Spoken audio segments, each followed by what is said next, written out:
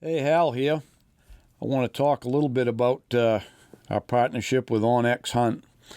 I've been using it for a while now, and if anybody knows me, they know I'm not a very techie person, but the OnX app is it's a real time saver. I remember the days when we poured over topo maps everywhere we was going to go and stuff, and I don't do that quite as much anymore. Where it's really helped me is scouting, whether it's deer scouting, a moose, or even turkey hunting in the spring, which I do.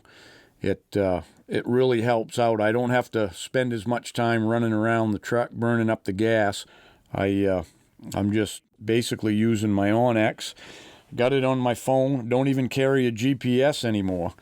So I just download the areas where I'm going to be hunting, whether it's up north moose hunting, and I use it mostly on the satellite imagery. I like to see the cuts and the clearings and the turkey hunting, the hidden fields and stuff. But everybody's using it now, from the game wardens to land surveyors, and just a great tool. And with our partnership with OnX, if you use a code BWB, you're going to receive 20% off on your first premium or elite memberships. And you just go to onxmaps.com/hunt. You'll be glad you did. Good luck on the trail.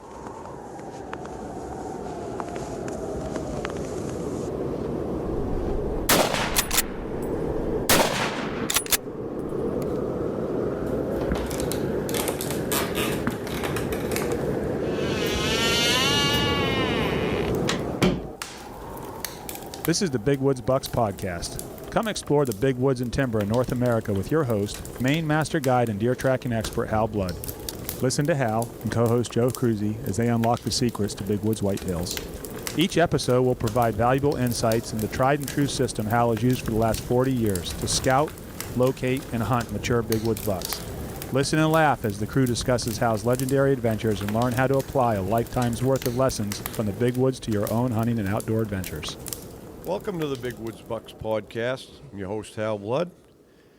Sitting here with my co-host, Joe Cruzy. Hello.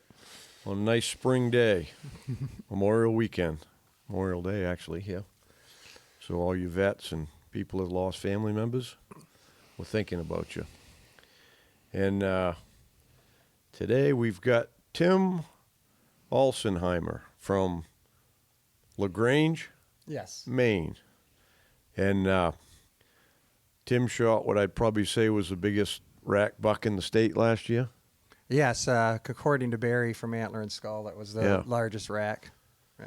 Yeah, you can see it right here. And it speaks for itself, doesn't it? Yeah. I don't think there's any question about that. And it's pretty interesting. We're going to let you tell your story and stuff, but as an 8, what's it score as an 8-pointer? Boone and Crockett score 173 and 1/8. 8-pointer, yeah.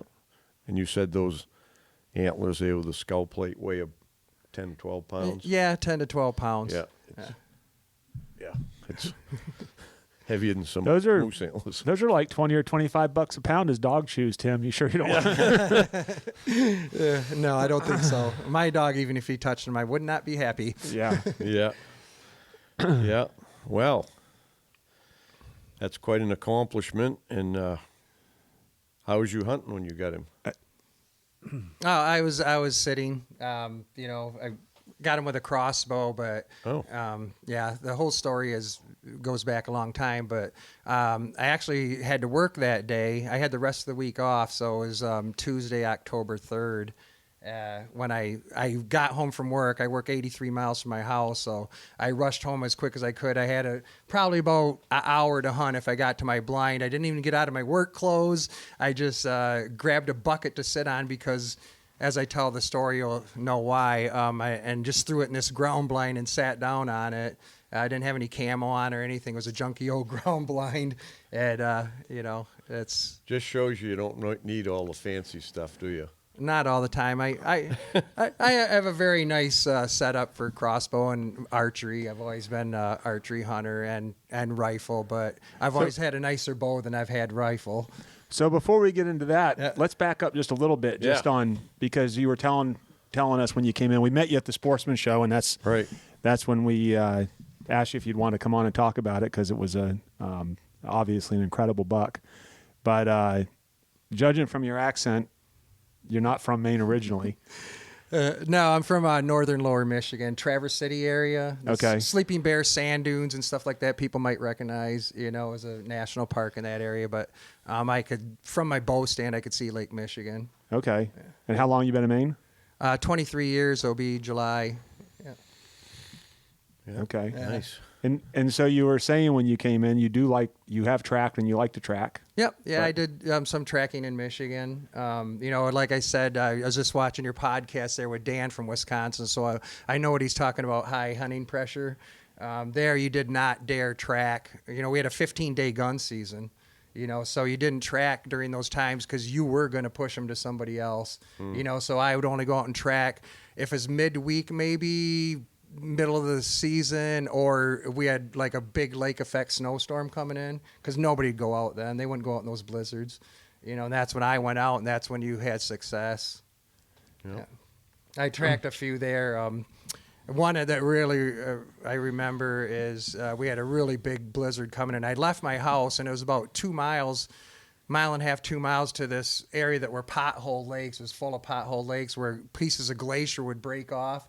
And when the glaciers came through, and it'd just make these big potholes, well, the deer just loved it. They'd get around those and stuff when you get that bad weather to get them out of the wind.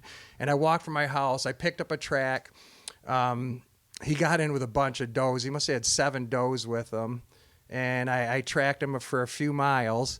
Finally, it was snowing so hard. And I thought I saw them once, and they took off, so I ran after them, and I came up a great big hill, came over the top, and I could see the doe tracks going that way and the buck track going straight ahead, and it was snowing so hard I could barely make them out, in the snow at 30 yards, but I could see he had a decent rack on him and stuff, so I dropped him. And in Michigan, you'd shoot multiple deer, so I gutted him real quick, and I'm dragging him down the hill, and I had a doe permit that year, which I think this was the last doe I ever shot. This is 30-some years ago, probably. Great big doe standing there. So I shot her, and then I'm like, oh, my gosh, you're 2 miles from the road. Snow's up to your knees already, But I had a friend that I said, you want to come tracking with me? It's perfect conditions. He said, no, I'm not going to go out today. I said, well, if I get one, you're going to come help me. Oh, yeah. He jokingly laughed, thinking I wouldn't get anything. Well, I called him, and he came. Yeah. And the doe, I said, you can. He said, you want to haul the buck or the doe before he got there? And he said, I'll take the doe. I'm like, good. She outweighed the buck. It was a 160-some pound doe, dress. Yeah. Yeah. Huh. Yeah. So when you moved to Maine 23 years ago, did you keep with the tracking when you came here because you saw it was a little bit more conducive to it? Or? Oh, most definitely. Yeah. I mean, when my wife's parents moved out to Cape Cod, and I'm like, I can't live there. I've always been a country boy, lived out in the, not nowhere near the city, and they moved out here. Well, I happened to, that would have been 2000. Yeah, I shot a really nice buck with my bow, a 9-pointer that'd make the Michigan record book. And then I turned around 20 days later, and I shot a really nice 8-pointer with my rifle that I did track that one too, but that was a short track, 300-400 yards. I caught up to him with a bunch of does, and I shot him. You're one of them guys, huh? I don't believe in luck. I'll call it was a blessing that day. But I already had a hunt booked for Thanksgiving week, so I shot that buck. I think it was the 17th. It was a nice 8-pointer. And I think it had a 20-inch inside spread. But there they don't dress big either. He's 170 pounds. They're just not body. He was probably 4.5-year-old buck, 4.5-year-old buck. But then I had a hunt booked here in the Parkman area on Oak Hill with Jim Lane was his name. I can't remember the name of his outfit. He passed away a few years ago, though. And I came out hunting with him. I had I was looking in these magazines, like, where can you go hunting for like $400 for a semi-guided hunt? So I came out there, and I talked to him on the phone a few times, and came out there, and that was probably the only buck I've ever seen that would be close to this. And I was out there tracking the first few days, and we got some snow. And the deer down around Parkman? Yes. Yep. Yeah, we got some snow, and the deer just I'm used to in Michigan when it snowed, they moved. That first snow that comes, like I think you just referred to it in one of your podcasts. I was just watching the other night. The deer they just bed down. They don't move. Yeah, there's like shell shocked. It seems like the first snow. Yeah, but Jim just says, wait till tomorrow morning. I'm like, yeah, whatever, Jim. And because I wasn't seeing much. I tracked a few and didn't have much luck. So I sat that morning. It was, I think, 10 below zero. It was just brutal that Thanksgiving. It was a Friday after Thanksgiving. And I sitting there, and I could hear this buck moving through the brush behind me, or assuming a buck. He was by himself. And I'd turn around to watch this gap that he was going to cross, and I couldn't stand it. The wind was so bad. It was freezing my face. So finally I heard him on the other side. So I said, you know what, I'm going to get down and get on him. So I got out of the tree. It was still early. Got on his track. I was probably a mile into it, and a guy cut my track. And I'm like, he picked up the buck, and I could tell the way he was walking. He was a good one. And so I said, you know what? I haven't went to the top of the Oak Hill. It's my last day. I'm probably going to head home on Saturday. And a 17-hour drive from where I lived in Michigan.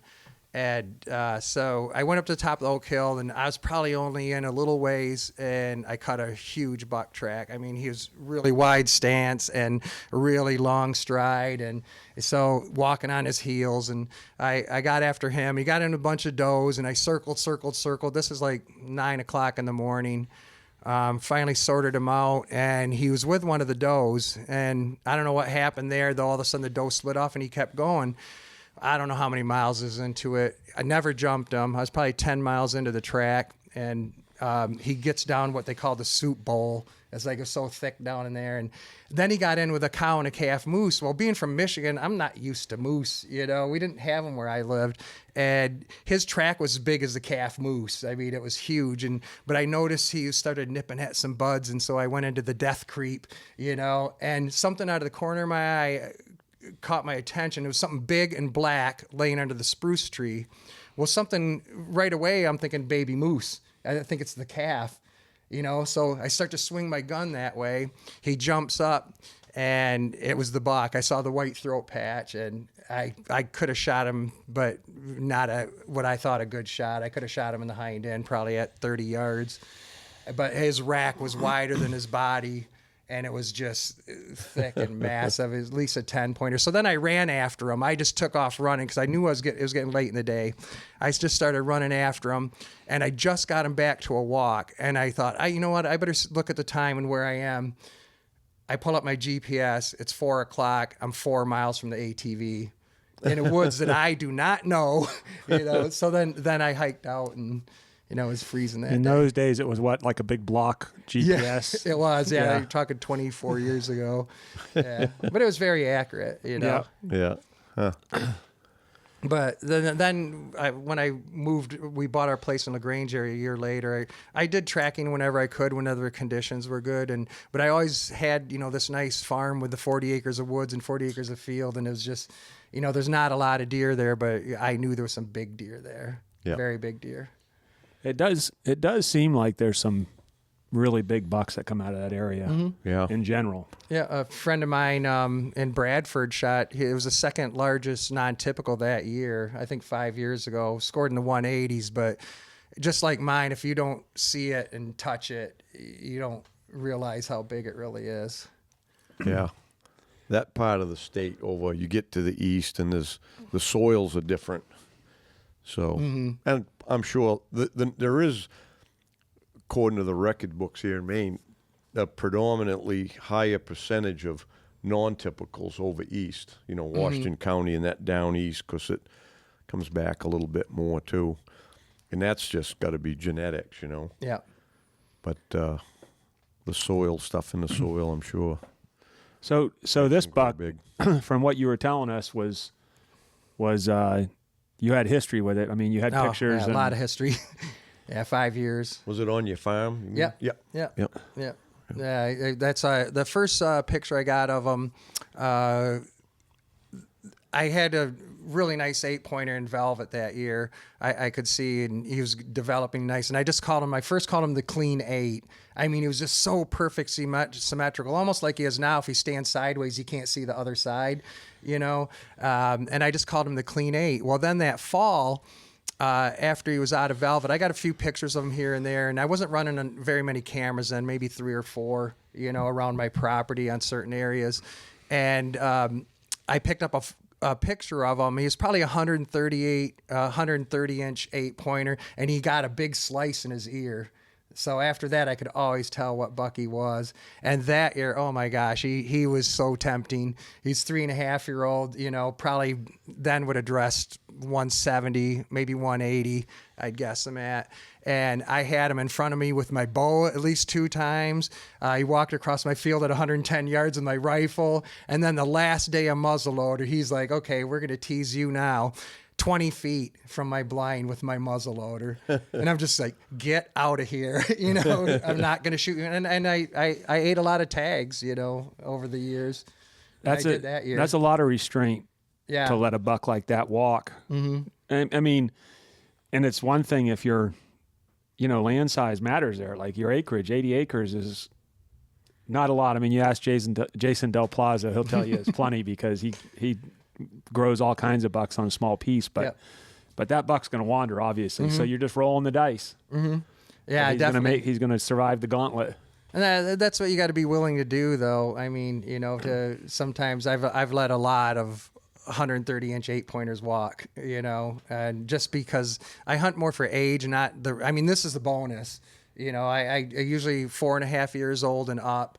No matter what the rack is, I just been fortunate that a lot of them been 140-inch deer. And, one of the smaller ones I took, he was a 7-pointer. He's 4.5 years old. He dressed at 190 late in the season, but he was a mature buck, what I call mature, 4.5 years old. I think you really know what the rack is going to do at that time, when they hit that 4.5-year-old mark. I've seen a lot of deer blow up between 3.5 and 4.5. Yeah. And then it doesn't change much after that. No, he was within, besides when he grew the 10-pointer, he was within probably 6 or 7 inches from the time he was even 4.5 when he was a 10-pointer till I shot him at 7.5. Yeah. So your first that 130, when he was 130-inch and you passed him up, you think he was 3.5 then? Yeah, he was 3.5. Okay. Yep. Yeah, I've had the biologist look at the picture, and he agreed with me that, that was a 3.5-year-old deer just by, the shape of his neck and, his chest and everything. Yeah. You get to learn what they look, age class by looking at them. Because people always ask you that. It's like, how do you know how old is he? Did you show you a birth certificate? I'm like, no, when you look at hundreds and hundreds of deer over your lifetime, you start to look like, that's a 4.5-year-old, shape of their neck and everything else. Yep. Yeah, and then if you see the same one every year, you kind of got a pretty good idea from then on. Yeah, and he was very easy because, like I said, he had that huge slice in his ear. So as soon as he came back, and I started getting pictures in velvet, it's like, yes, he made it another year, So do you spend a lot of time looking for sheds? I don't have any yarding areas around me anywhere. I've found probably 3 sheds in my field all these years, and one was a buck. He's still alive too. I call him the Big Body 8. He's just a 120, 130-inch 8-pointer. I think he'll be 7 this year, but he's probably going to dress at 240. Yeah, he's just a brute. He was bigger than my deer, body-wise, but just... Yep. Not the genes for the horns. What did this one weigh? 238. Oh, yeah. Yeah, he would have been in the top, I think, 15 for the year. But I didn't have him on official scale. Shooting him in September, I was more worried about the meat spoiling than getting him on a certified scale. I mean, the guy, the butcher has a scale, and, I trust that too, and he was 238. Yep. You can go with it when you got a rack like that. Yeah. I was guessing them a little lighter than that, but you get those bucks like the rack is so huge it makes their body look small. I thought he'd go like 205 maybe. You know. It's usually the opposite up here. Up here it's the other way around. You look at him when he's down there and you go, holy smokes, he ain't gonna go 200. But yeah, they're surprising, definitely. Yeah. So you let him go that. When he was 3 years old, then 4 years old, you encounter him again, or? Yeah, that's this one. These are the sheds from him. I was able to acquire these sheds. I want to get the other sets, but this was him at 4.5 years old. Started getting a lot of pictures of him in velvet that year. He was hanging around. Here we a can bit. put we'll put those right over here. Yeah, it's strange that he turned into a 10 and went back to an 8. I talked to Jerry Levine about that too, the whitetail biologist, and he said he's seen it a bit. And he says, "Do you remember the winter before that?" And I go, "I think it was a very light winter." And he goes, "It was a very light winter and a lot of food that year." He said, and he said he's seen it happen before. It was definitely him. I mean, you can tell just in the shape of the beams and everything. But it was a split ear buck. It was the same deer, and I got a lot of pictures of him in velvet that year too. Yep. Definitely the same shape. Yeah. So how far away were the sheds were found 10 from your miles. place? 10 miles. He was, I didn't know that till after I had him measured, and I put something online, and then Barry got a hold of me once I submitted my score sheet for Antler and Skull. Barry said, "I think I know who has your sheds." And he gave me the name and stuff, and I contacted the people, and they were 10 miles from my house. Wow. And she had a few pictures of them and stuff too. But yeah, he was going that far to winter. Yep. But he'd leave my house. The year before this, I was feeding him too because I wanted to beef him up for the next year. I'd put out protein blocks and crude fat and everything. And he left my house on January 19th. Had a bunch of feed there. I had, I think, 15 different bucks coming in that I wanted to get the antlers from. Hopefully they drop them there. And he left on the 19th. He showed up there on the 20th and dropped his rack on the 22nd. Yeah, at 6.5 years old. And I think he netted 167 that year, grossed 173. And Pretty incredible just to have that many details on a single deer. Yeah. Yeah, I put some pictures of the sheds online. I got together with the people that owned them.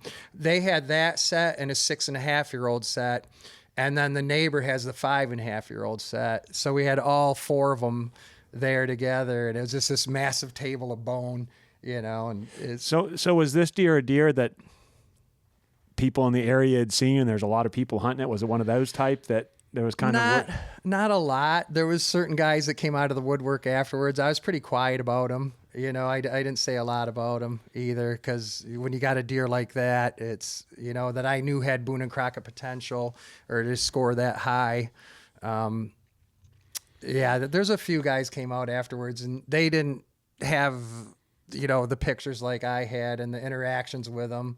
I had him in front of me with a weapon in my hand every year except when he was 5.5. That year there, I had him. I had a decoy out, and he walked across the end of the field more at about 100 yards, but I could not get him to budge. You'd grunt and you'd do a few things, and I finally wheezed, got his attention a little bit, but he'd always just turn towards the decoy, take a couple steps, and then he'd walk away. And I just watched him walk into the woods. So. It was muzzleloader season, though. I think, that year I saw him with a bow once, and then at 4.5. And then it was muzzleloader season. We had a great big storm coming in, almost a hurricane that year. I think it was the second week of muzzleloader on a Tuesday, maybe. I wasn't going to go out that night because I knew that storm was coming. And, he was around. I was getting a few pictures of him, not a lot. And my friend goes, "Man, they're going to move tonight. They're going to move." Like, fine, I'll go out. I just didn't want to wound one and lose him, so I went out, and there was probably half-hour legal shooting time left. He just steps out of the woods, coming right out into my field. And he was standing at 80 yards facing me, and he couldn't turn. It wasn't raining yet. The rain didn't start. It was this misty out, and he wouldn't turn, waited. Still plenty of legal shooting time left, but it was getting pretty dark. So I bring up my crosshairs. I finally decide, 80 yards. I've shot him in the front of the chest before like this, and, I've taken that shot many times and dropped him. And so I get up, my guns, my scope's all foggy. So I have to wipe it off. The mist was on the outside of it, and I get the crosshairs right on him, and I pull the trigger, and the smoke clears.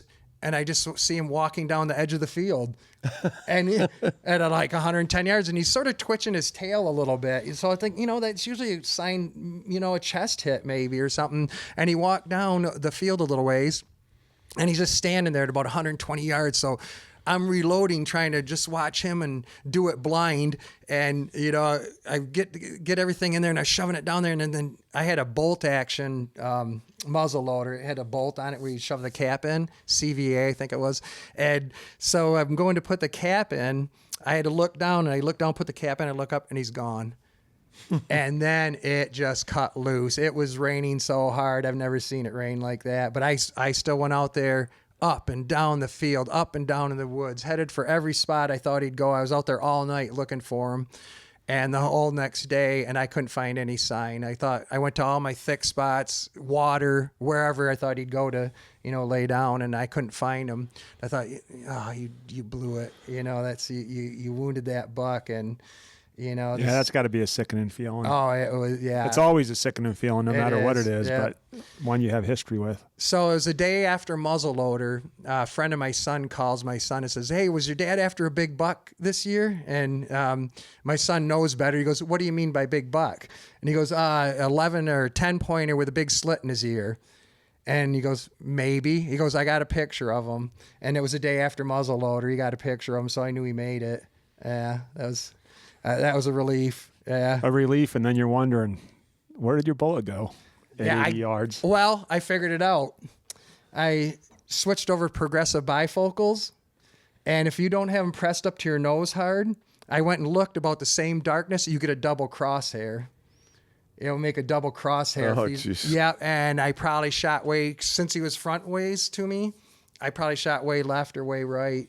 Yeah, it probably worked out for the better. You might have gut shot him if it was the other way. And then trying to find him, you know, with that rain, you couldn't have found anything. It would have been gone in 30 seconds. It was coming down so hard. Yep. So then it's on to year 5, which you said you never saw him during hunting season. Never saw him with a weapon. I got a lot of pictures of him like usual that year, and I don't think I ever saw him in velvet, even out on my tractor or anything. I mow my fields, and that's when I'd see him sometimes too. And he was back to an 8 then? Yep, he went right back to an 8. He just huge 8. I had a lot of pictures of him in velvet. He had one brow tine a little longer than the other that year, and I think that is the year he grew his longest tine. It was 13 2/8. Yeah, so I mean, now this year I think it's a little over 12, but yeah. So that year I never saw him, but I was always getting pictures of him. I was feeding him. I had him there till about January 19th. I had him feeding out there, and he left. You know, they just knew instinctively when to leave, though. I mean, when you got 200 pounds of feed on the ground and they just walk away, they know. And it was good because, you know, I knew the snow was starting to get deep. It's like, okay, either you feed them all winter or you stop. You know, let them go. And I was going to let them go after that feed was gone, but they just decide on their own and they leave. Yeah. Yeah, it's funny how they do know that, but they do. Yeah. Same thing in the spring. You can just keep feeding them till they go, but when the stats being natural feed, they'd rather have that. Oh, most definitely. Yeah. As you all know, Big Woods Bucks is devoted to promoting the best equipment for tracking and still hunting the big woods. Part of that equation for success is the sights that sit on your hunting rifle. We've chosen Skinner Sights as the company to produce our custom-built BWB Tracker Series peep sight. It's constructed of solid steel, has our custom ghost ring, and was co-developed by some of the best trackers in the world. To get yours, go to bigwoodsbucks.com and click on the Optics tab. Pine State Armory in Skowhegan is your ultimate destination for hunting and outdoor gear. Located at 338 Madison Avenue, we're more than just a store, we're family. Nick and Jess and their friendly dogs, Bailey and Ruby, are always ready to greet you. Pine State Armory is a family-friendly store where safety meets expertise. Your kids are always welcome, and if you're new to the sport, we're here to help with gear recommendations and the knowledge and information you need to get started right. Looking to buy, sell, or trade firearms? Whether new or used, we have what you need. And to those who serve our country, we're proud to offer a military discount as a token of our appreciation. Visit us today at Pine State Armory, 338 Madison Avenue, Unit 8 in Skowhegan, and experience the great outdoors like never before. Hey folks, Rick Labby here from Big Woods Bucks. I'm here today to tell you about our new packs. This is our new small pack, which the first time I saw it, Chris showed it to me and I said, that's the Nuna, because that's the perfect pack if I'm getting on a butt track at noon, and it'll hold the sandwich, your water, a little bit of gear. It's virgin wool, made in USA, waterproof resistant, has a liner on the inside. It's a great pack. This pack, this is our newest large pack, which when I used to carry the older pack, I always wore suspenders because it bothered my hips a little bit. So we designed one with shoulder straps, and this is a great pack. It takes the weight off your hips, puts it onto your shoulders. It's got a GPS pouch right here in the top you slide in. Same deal, it's water resistant on the inside, got that liner. It's a perfect pack. So I go to bigwoodsbucks.com, get yours today, and I'll see you on the track. Hey, Hal here. Just wanted to tell you we're excited about our partnership with Minus 33. Minus 33 specialized merino wool base layers for outdoor enthusiasts, from tops and bottoms to hats, socks, gloves. And our gear is going to keep you warm and comfortable no matter what adventure you're on, especially those big woods ones. We're a fifth-generation family, owned and operated, a New Hampshire woolen textile manufacturer. They have over 106 years of woolen expertise, and they started manufacturing woolen socks, the Mountain Heritage ones, in New Hampshire in 2018, with the idea that a quality product, affordable pricing, and can be worn and loved from season to season, no matter what your experience level or skill is, so no one should feel uncomfortable or ill-prepared in the outdoor community. Having a reliable gear is one of the first steps towards a lifetime of passion or whatever activity it is. And my caveat to that is you got to wear your woolies. Cotton is death. Hey everyone, Hal here. Summer means it's almost time for hunt stock. So this year there's going to be two. We're going to have the one in Westminster and over by Utica, New York, with the Adirondack crew. And I'll be at both of them with the guys from the team. And we'll be there having fun. It's a great event. Been to the last two since they started in Mass. Great time, great people, lots of things going on. Lots of prize giveaways. Big Woods crew will be doing some seminars, podcasts, just interacting with all of you, having fun. That's what it's about, gearing up for deer season. And it won't be long till it gets here. So anyway, you buy your tickets at huntstockevents.com, and if you use the BWB code, you can get your tickets with that code. But what we're going to do, a little something special, we're going to do it at the Massachusetts event in Westminster. Everybody that has a ticket with a BWB code is going to get a free meatloaf sandwich. And word has it, we might even have a fire pit to toast them on. So get your tickets ordered up and get your meatloaf sandwich at lunchtime on Saturday, and we'll tell some deer stories, have a good time, and can't wait. Going to be a fun time. Order up your tickets and we'll see you there. You mentioned Parkman earlier, and it reminded me of deer tagging study that I got from someone I knew that had access to it with the state, sent me the travel routes of radio collared deer. And there was 2 deer that were radio collared in Parkman, and they wintered in Parkman. They traveled all the way up here, 50 miles straight line, and they were within 2 miles of where we are right now. Wow. Through hunting season, and then when the snow started coming, and then they went straight back to Parkman. Now, what makes them just leave a spot like that and know? Because it was almost like they knew they were going. They crossed the Kennebec, like right across through the gorge. Wow. Through a bad part of it. So it is interesting how far they'll go and what they'll go through. Yeah, those ones when I put that camera on that triple signpost, I wish I had again last year. I'm going to go this year and try it again, but I know in there that's a long ways from a deer yard. And I got 9 bucks on that camera, all in 2 weeks, because they didn't do anything hardly until it got cold the second 2 weeks. And then the last picture was December 4th. That's pretty early. Yep. It's like during muzzleloader season. That was that biggest 10-pointer on that one, and that was it. And I didn't pick the camera up. I think I picked it up January 4th or 5th. Wow. The 4th, because I believe some of them deer over to the west end up down to the Forks or something, Yeah. Excuse me, they go a long way. The further they are from the deer yard, the quicker they're going to head out towards Oh, it. more stuff. Yeah. Yep.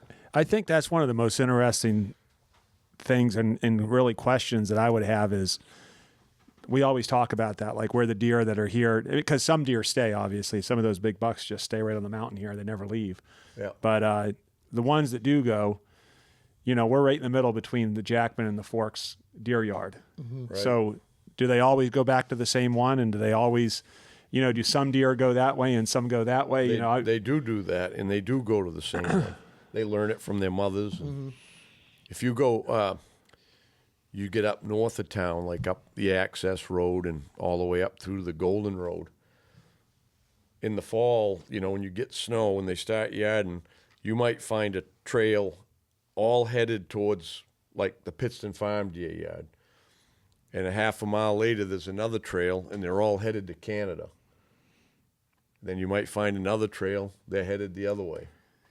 So right. And I would have never thought that deer that were here during November were going down to Parkman. They're passing right by the Forks. Right. And going all the way down there, So it's just strange to me on what it's interesting to me what causes them to go where and what ticks in their brain that says, all right, it's time to go. Well, I would think that a deer that travels that far must have just decided to find a new territory to live in. And then once they did that, they didn't know where a deer yard was here. So they always just went back. Right. That's the only way.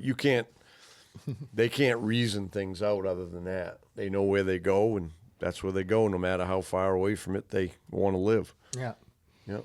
Yeah, it's just like, I had like $15 with this guy, and she had a lot of pictures too, and not any of the other bucks that I had pictures of showed up at her house, just him. Yep. And there was some other, nice mature bucks. It's like, I don't think besides Brownville, you've heard of the food pantry, Yeah. I'm sure. Yeah. That where I live, we don't have a lot of giant yards. I think you have these little pockets that like maybe 10 deer here and 20 here and 15 here. Yeah. And, because I talked to Jerry Levine about that too, the wildlife biologist, and he's like, yeah, there was a little spot up from my house that maybe 6 deer yarded there, is very small. They can do that because you don't get as bad of winters over that way. Right, exactly. So, and yeah. the winters aren't as long. So, yeah. Yeah, it's definitely different down there. But even up here, I know there's pockets, little deer yards that nobody even knows about because all the deer around don't show up here in town. Right. They just don't. And then even like last year, I don't think there was half the amount of deer in town. Yeah, it was light everywhere this year. And we were coyote hunting, and we'd find deer like where you'd never think they'd be in the winter, but it wasn't bad enough to make them go, which actually in a way is a good thing because if they stay 1 year and there's plenty of food and cover for them, they're likely to do the same thing, and that's how it'll either spread the deer yard out, the existing one, or maybe create a new one or something. Yep, Yep. definitely. So year 5, you don't get a shot at them. Year 6? Yeah, year 6. That's what ended up why I got a crossbow. So it was October 4th, so almost the same date. He was hanging around quite a bit. I was getting quite a few pictures of him that year at 6.5 in velvet, and he usually shed his velvet. It was September 11th or 12th, usually every year, and he came out of velvet. And he was still hanging around a bit. So October 4th, I'm sitting there that morning. And I shoot bow left-handed. I shot bow from the time I've been 1971. I guess it was. I started shooting a bow Till 10 years ago, I went to get a new bow and I started shooting left-handed because he goes, "You're left eye dominant." Bob from Old Town Archery said, and I was, so I switched. I didn't have a problem with it. I could still pull 60 some pounds with my left hand or right. I can shoot either hand now. So I had a new bow and I was really accurate with it. I just put a new sight on it. And that morning of the 4th, it just got light out, just legal shooting time. And I see him coming down the edge of the field, coming right at me. And he's about 100 yards out and he's coming right at me. And I'm sitting in a tiny strip of trees between my two fields. I have like the back field's 6 acres and then the middle field's 15. And then the front one's about 15 that we have the horses in. So he's coming right at me and I'm like, okay, there's a spot I left open for him to cross between the fields and it's 22 yards in front of me, which I can shoot from sitting down. So he's coming that way and he's coming down the edge. He gets to like 43 yards, which definitely is effective kill range. I've been shooting for 50 some years now. And he turns and starts walking down straight sort of away from me. Well, finally I got stood up and turned around. I'm still thinking, okay, he's going to cross. He's still going to cross at that spot. And he didn't. He kept going away from me.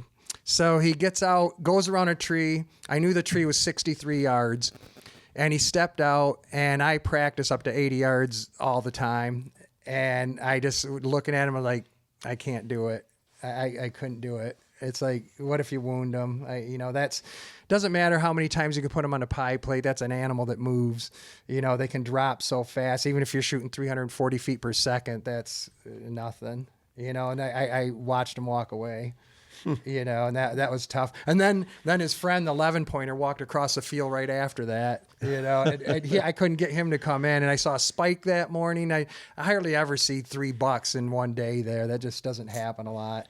And the spike went through that morning. I'm like, yeah, get out of here. And he was chasing some girls around and stuff. And the 11-pointer went across the end, which I knew he was a 3.5, 4.5-year-old. He was marginal if I was going to take him or not. And I grunted at him a few times and he walked out. But then I don't think I saw the big guy after that. Was he an 8 that year? Yeah. He was just always stayed an 8. And that year he would have scored only about 5 inches less than this. Yeah. So, and I ended up taking the 11-pointer with my muzzle loader though. Yeah, he scored in the high 120s. So, yep. And he's a 4.5-year-old buck. He didn't have great potential. I always thought too. He had stubbier brow tines, stubbier, tines. You did him a favor. Yeah, I did. I don't think he was happy with. That was his friend. That's who in Velvet. It was 11 and him hanging together every day. Every time I got a picture, there they are. Hanging out together. But it was muzzle loader and. Is second Saturday, I think, or something. It's like, because we get 2 weeks down there, and I'm like, if he comes out, we'll see. And a doe popped out right like 20 feet from my blind, and the wind was weird that day, and she whiffed me and headed down the field. And I could tell she was comfortable enough, though. She ended up walking back out into the field, and she kept sort of looking behind her. And, he was going to, as soon as he stepped his head out, he was going to step right into my wind. So as soon as I got a shot, I took it like 60 yards. So, yeah, ended up getting him. So. Yeah. Nice. That was a nice buck too. That he dressed. What was he? 185 maybe. One's somewhere in there. So year 7. Is that what he is? Is 7? Is that the year you got him? Yeah. Lucky number 7. Yeah. Never got so many pictures of him. I mean, it was ridiculous. He was everywhere. On my property, I had. Well, during the peak, I run about 12 cameras. No cellular cameras, all SD cards. And that year I got him a lot in Velvet. He was first picture I got him was April 4th. He came back from the other people's where he yarded. And I was really worried. He was very, very skinny. And, I could tell it was him because the big cut in his ear. And he just had big nubs. But his hip bones were showing. I could see his ribs. It's like, I didn't know if he'd make it. Even so, I started pouring the protein to him. I had crude fat blocks with protein in it and everything just to make it. And then, I kept getting pictures of him. And then he started branching out. And it's like, oh, man, he's going to be nice. I mean, in Velvet, they look huge. Yeah, they always look big. He must have looked like an oh, my gosh, unbelievable. Yeah, I have hundreds of pictures of him in Velvet. And I was picking him up almost on every camera. And then I think it was, I put in a new food plot, whatever you want to call it, back in my woods. It's about a half an acre. I cleared around these nice red pine, and just a beautiful grove of red pine. It's just a pretty spot, and I always knew the deer moved through there, so I'm crossing this old creek bed. And I put it in there, and I was getting a lot of pictures of them there. Didn't plan on hunting that, though. It was just like an area for them to feed, and stuff. And so I was out there in July, though, and I was mowing my fields, my big middle field, and I look, and it's like 5 o'clock, it's dark at, 8, 9 o'clock, and he's big deer out in the middle of the field. The grass was pretty tall. I was mowing it with my bush hog, and he picks up his head, and I go, oh my gosh, it's him. So I just kept going back on the section I was, and he kept feeding. He'd look at me every once in a while. I'd be 100, 150 yards away from him, and he starts heading towards the other end of the field, and he lays down right in the deep grass, but he was close to the woods, probably 30 yards from the woods, and I'm like, all right, let's see how close you can get. We're a long ways from season yet, and they're used to my tractor being out there, so I keep going, and all I could see was his top of his antlers sticking above the grass. And I could tell he's looking around a little. So I just kept my mower revving up, and, at 2,500 RPMs. And I get probably 30 yards away from him. And I just stopped. I didn't touch the throttle or anything. I just stopped. And he's just sitting there looking around a little bit. You could tell, he didn't even stand up, just sitting there. And he finally and I was parked actually right by the blind where I ended up shooting him from. My tractor was sitting right next to that. And he just stood up, sort of looked at me, started eating. Then that went on for a few minutes, and he turned and just walked into the woods. Just kind of cool to be able to watch that, though. Yeah. And then I went back doing my strips. I have 2 other mature bucks in the backfield came out while I was mowing. I could see them through the holes in the trees. It's like, ooh, this is going to be a year, And I've never had him show up so regularly. And so he had started looking healthier by then, too? Oh, very healthy, yeah. He came right around. I bet you was thinking, this is my year. I knew it had to be soon, you put that much time in and effort into a certain deer. I mean, there was another one I hunted for 6 years that I never got, the Phantom, I called him. But, I thought this is looking good. And then right before season, he went out of Velvet, and he was showing up every day. That's never happened. Never. Every day I was getting him during daylight in the morning and at night. Every day, and he was with a spike horn, which I'm pretty sure is his son, because I know which one of the does he bred the year before. I call her old One Eye. She's 13 and a half years old now. She's been blind in her left eye. I think she's been 4. She used to have her fawns like right behind her house a little ways, and I'm pretty sure that's the deer. He was right by my house 2 days, which I won't hunt right next to my house because there's a house across the road, and it's 100 yards from my house. He was with her 2 days right next to my house, and he was coming out during the daylight all the time. And it's like, no, don't go there, So he was hanging out with him with that spike horn a lot, and he was there every day. One time I had to drop some wood off for. I have a shooting event every year at my house, sponsored by our church does it. So I was dropping off some wood back at this fire pit, and you know what? I'll drive around the corner. It's like 5:30, 6 o'clock, and see. I look, he's just out in the middle of the field just eating. And I had 2 apple trees back there. So opening day came around. He's showing up every day. I'm thinking, man, this is going to be good. He's been going to the apple trees 30 yards from my blind, and so I ended up, because of the experience with the year before, I didn't get the shot at him with a bow. It's like, I'm going to buy a crossbow. I said, it's legal now. I want to make sure it's legal, so I got a crossbow. And I was thinking about the future. How long am I going to be able to pull 60-some pounds?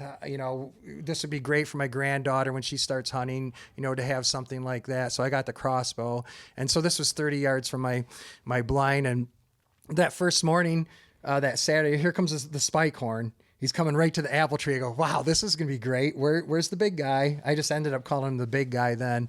And where's the big guy? Spike horn comes, eats some apples, leaves. No big guy. Like, what's going on? He's always with them.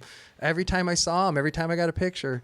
And he didn't come through. I saw a few does that morning. So in the middle of the day, I always got work to do on the farm. So I did that. And then I went out that night, sat there. and I had a 3-pointer come out into the backfield, and I was sort of watching him, and it was 6 o'clock. I look, and the spike horn steps out. He was 154 yards away. I'm thinking, okay, he's going to come over to the apple tree. 6:15, big guy steps out. And they're all just, they're both hanging out there about 154 yards. So I'm thinking, okay, they're going to come to the apple tree. They start walking down to the other end of the field. I'm like, what are you doing? The wind was perfect. Everything was perfect. And they walk right down and start going along the horse fence. So these at like 200 yards, I said, you know what? I might as well throw a couple bleats at him or some grunts or something, see if I can get his attention. And he didn't even really look at me. There wasn't much wind that day. So last effort, I said, you know what? I'll snort wheeze him.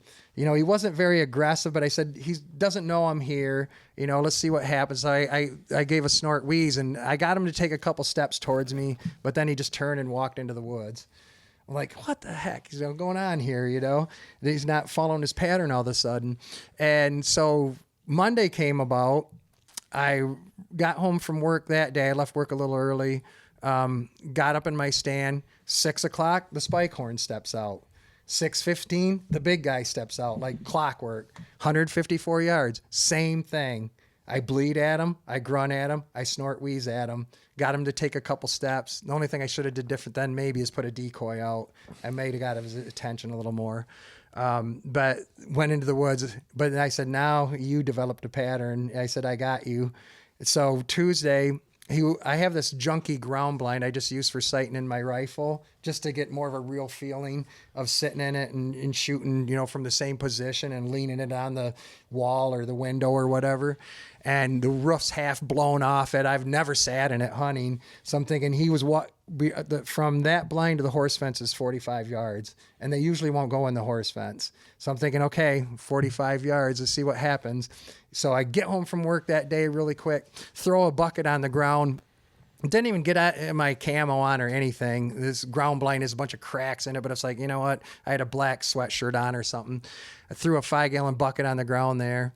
And I always take my side-by-side out there too. I don't walk out there usually. They're more afraid of what's in the side-by-side, not the side-by-side. So if they're not going to win me or they're not going to see me walking, I have a better chance, I think. So I parked the side-by-side, went the 100 yards to the blind, threw the bucket on the ground and sat down. And it was like 10 minutes to 6. 6 o'clock, I look, and the spike horn's under the apple tree by my blind, the other blind. I'm like, no. This cannot go down this way. So he's eating apples. 6:15, the big guy steps out. And spike horn comes over to meet him. It's probably, it was 120 yards across the field. He comes over to meet him. They start play fighting a little bit and pushing each other around, just messing around a little bit and eating. There's clover all over my field, and they were eating some red clover probably. And then they start walking towards the apple tree. I'm like, no, this is not going to happen. And all I did is I gave him I used an extinguisher call. I gave him 2 really nice soft grunts, and he turned and started coming right at me and the spike horn. And I had that big shooting event going on that weekend, so I mowed this area, and they were eating their way over towards me. I could tell they're eating clover, and they're 160 yards when they started, and I knew the edge of that field was about 60 where I mowed it, and there was no more clover there, so I knew the pace was going to pick up when he got there. So he got there, turned broadside. He was 60 yards, and with this crossbow, I have no hesitation to shoot that far. None whatsoever. You can hit a center of an X at 70, 80 yards with it. And so I was ready to touch a trigger, and he started walking. So he walked 20 yards or so more and stops again, and I shoot, and it sails right over his back. I didn't re-yardage him, and I'm like, you blew it. You just... calling myself every name, not swearing at myself, but calling myself a dummy and an idiot and everything else. And he just trots over about 20 more yards, turns around and stands broadside. And, I shot right over his back, and he just stands there, and I'm like, this doesn't normally happen, Spike or just was standing back watching this whole thing going down. So now it's like, okay, you got to reload this crossbow in this blind. and I have a Raven 10X. It's got a crank on it. So I had the crank sitting on my backpack here. So quietly, I'm trying to grab that crank and line it up, and it's like metal to metal. It's going clank, clank, clank, clank, clank, clank, and he's like looking towards the blind. It's dead calm out that day. So then I have to crank it, and I crank it. And then you have to pull this, you have to, or first you have to slide it forward though to clip it on the string before you crank it. And it's pretty loud. It's like click, and then I had to crank it. And then it's like, now you got to get the bolt in, and he's still sort of looking at the blind like, what's going on in there? And the blind has a window, a 2-foot window, a 2-foot piece of wood, and a 2-foot window. I missed him out this window. So I'm trying to hide between these boards. He's like over here. I'm trying to hide behind these boards. And I have to reach out and get the bolt in. I had one sitting there loose. So I get the bolt in, and then Raven has this fail-safe system so it doesn't dry fire. It clips on really hard. So it's like click. And that really got his attention. He's like, just like, what's going on in there? And it's like, okay, calm down now. You got to lean out the window, re-yardage him, touch the trigger, and I got it up and leaned out and hit the yardage was 42 yards and hit the trigger, and all I heard was boop, like, it sounded like a drum, hitting a drum. And I knew I hit him a little high. I can still see the arrow going at him. I knew it was, a higher hit, and he just tucked his tail, ran it towards my house into this small piece of woods. So then it's like, I knew I hit him. I knew I hit him, it was a lethal hit, but it's like, okay, just let him go. That woods is thick. It's ugly. It's full of raspberries. And so I just got the side by side, drove all the way around the pasture. So I didn't go by where he ran. I went all the way around, went back in the house, and told my wife I just hit the big guy. Oh my gosh, she went off on me, like, because she's like, you better not have wounded him. When she sees this, she's gonna be like, oh, you had to say that. She's like, you better not wounded him. I mean, because if you're an archery hunter, it happens. I've wounded deer, very few, but I've lost some deer. It happens. It happens. Yeah. One of them nicer 8-pointers, nothing. And compared to that, I ended up losing. And she's like, you better find him. And like, I'm just going to give him some time. It's a good hit. Don't worry about it. So, I gave him about an hour probably. And I called my sons, told them, and I said, I'm going to go back out and look for him. If you want to head this way, help me out. So I went back to where I hit him. I couldn't find any evidence of blood, hair, nothing, but so then I said, I knew where he ran into, what trail he used to go in the woods. So I went over there and I could see the lighted knock.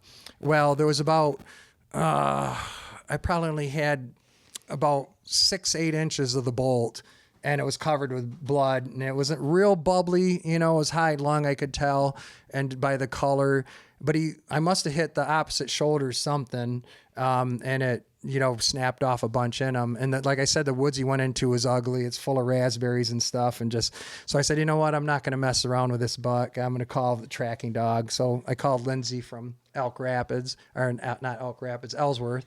And I said, I just hit this buck. She said, well, it'll probably take me hour and a half to get there. And I said, okay, I'll see you when you get here. And I thought then, on the other side, the woods is a triangle. On the other side of the woods from where he went in, I released an apple tree. I cut all the way around it so it'd get a lot of light.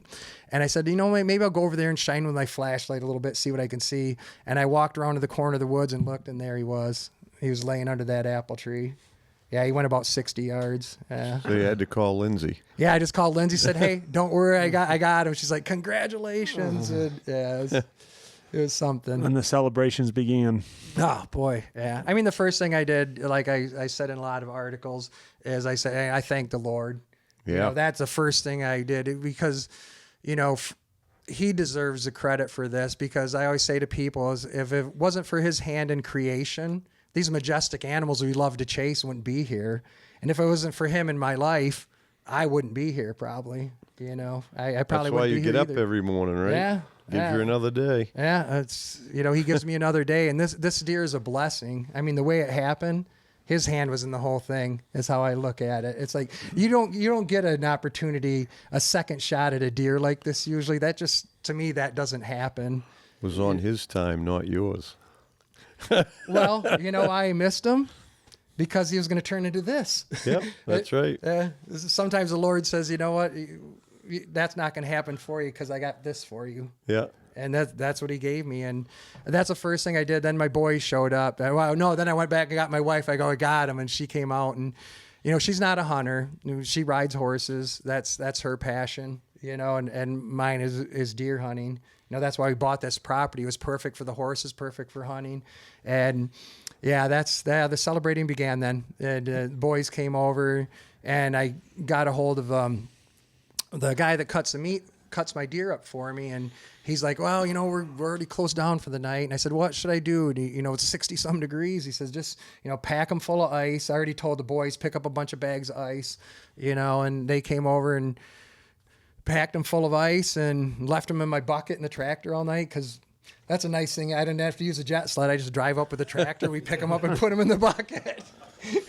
How did he taste as a 7-year-old deer? Oh, excellent. Yeah. I think with deer, a lot of time is, and I know, Hal, if you maybe find this too, is because when you're chasing them or you get them worked up, I think their adrenaline flows, and that can affect the taste of the meat.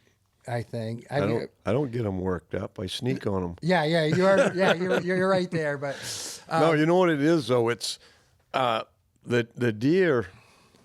I don't think the meat changes when they get older. I think it gets tougher. That's the only thing. But the flavor, I don't think changes really. That's more about how you take care of them, though. Yeah, and only one time, my first deer in Maine, I shot a really nice 10-point. He dressed 197, fell a couple pounds short. But that one, I rattled and grunted, and I had a decoy out there. And I had him so worked up. That was the only deer probably in my life I wasn't able to eat. Really? It was so rank. He was so pumped up though, because he had a hot doe out there, and I finally rattled him. I was rattling as hard as I could, and then I was trying different grunts, and I finally just set it as deep as I could and grunted. I got him to come out, and I had a decoy out halfway in the field, and he came out all bristled up.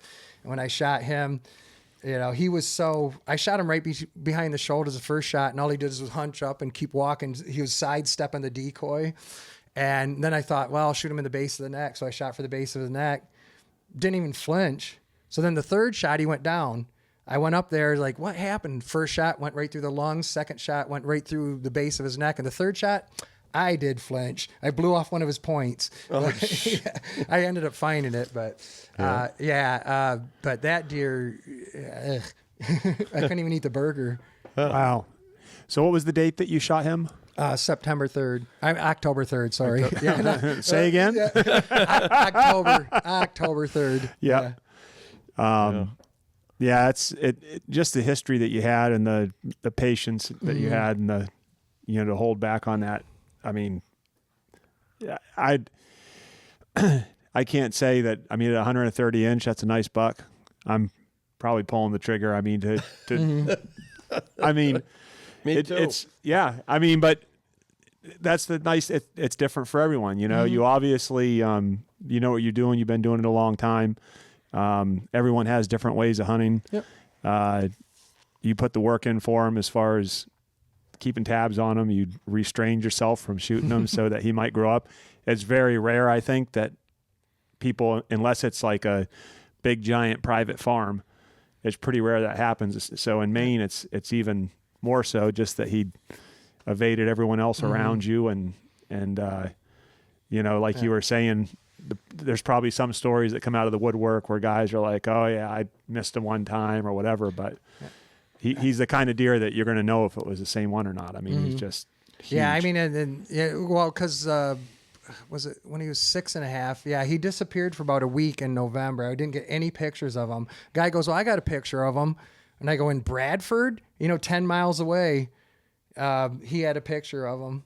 And it can't be the same deer. And he sent me a picture, and it was him. Yeah. But he was gone like not even a week. But he had some women to find him in Bradford. Well, that's the problem is we have so few does around where I'm at. Like, last year I had pictures of 15 different bucks and 4 does. I don't have any does. I really think, and I've noticed this, the lambs, we call them fawns in Michigan, but I know here it's lambs. But it's almost, most of the time, it's only the buck fawn that survives. I see a lot of times, it seems like, especially with mine, I'll see like old one eye will have 2 every year, and then it's 1, and it's almost always the buck fawn. And coyotes probably. Oh, terrible. Yeah. Yeah, Jerry Levine does a great job knocking those down too. So. Yeah. Yeah. Well, that's the difference too. Hunting over in your country, there you get to see one and watch it grow. Mm-hmm. Up here, you don't get that. No. I don't know as I've ever shot a buck that I'd ever seen it before. Wow. Just the way it is. Yeah. You know? I mean, and then sometimes the same thing is you shoot a buck here. Some people think, they're hunting this ridge and they see the buck sign and then they say, yeah, I got that buck up there. Well, the one they shot on that ridge might have come from 10 miles. Mm-hmm. Just happened to be there the day the hunter was there. Yeah. Yeah, it is nice having your own property and, getting these pictures and stuff. But like I said, I still love tracking. It's just the conditions aren't good down there. It seems like, the winters have been, or hunting season's been terrible for the right kind of snow and stuff. And, tracking to me is always like you have a little more control of your destiny. When you get just sitting in a field like mine, it's random. Even though I got a bunch of pictures of him, I don't know if he's going to come through there. Right. When you're on the track, you get good at reading it. You sort of have an idea what the buck might look like, the way he ducks around trees or whatever he does, you get, and that's like, you have more control of your destiny. And I think that's what you do is the ultimate challenge that when you shoot a mature buck that way, that is, you beat him. I always call it beating him at his game. You beat him at his game and you're in his living room. Yeah. When I try to tell people, like, if you walk in your living room and there's an extra chair sitting there, right away you pick it up. Well, the buck's living room is several thousand acres, but if something's out of place, he's like, something's not right there. You know? Yeah. For sure. And it's the mystique of what he might have for antlers too. Yeah. Yeah. You never know. I usually get shortchanged there. Usually a pretty good size, but the antlers ain't. If that's, people sometimes give me a hard time. It's, shoot whatever pleases you to me. And let's Absolutely. and let's not argue between what kind of weapon you use and those kind of things. That's just hurting the sport altogether. But people who say, oh, you're a trophy hunter. No, I'm not. I'm a mature deer hunter.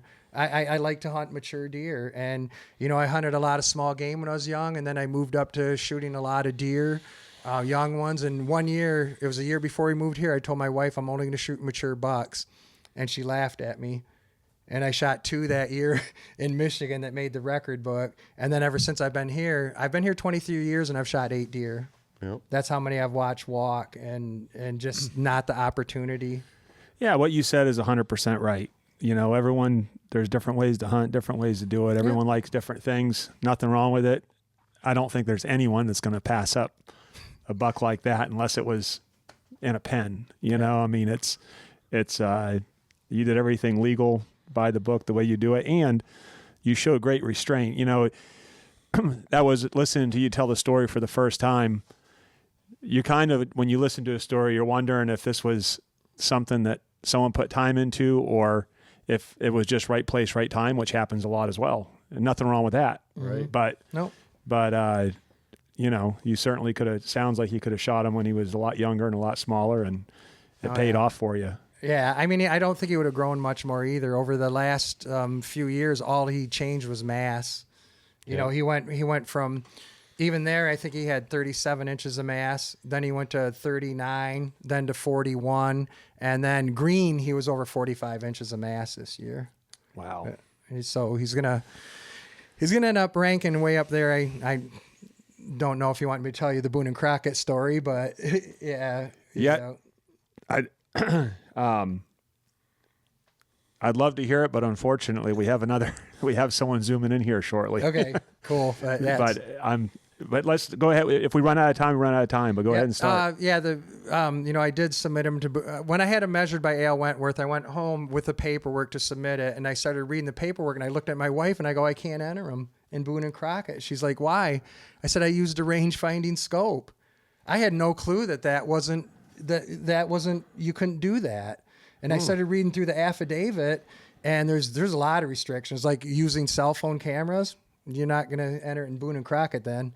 You can't use cell phone cameras, all kinds of different things. But so I sat on it for quite a while. Then I started really looking into the rule, and it said combining a rangefinder with a rifle scope.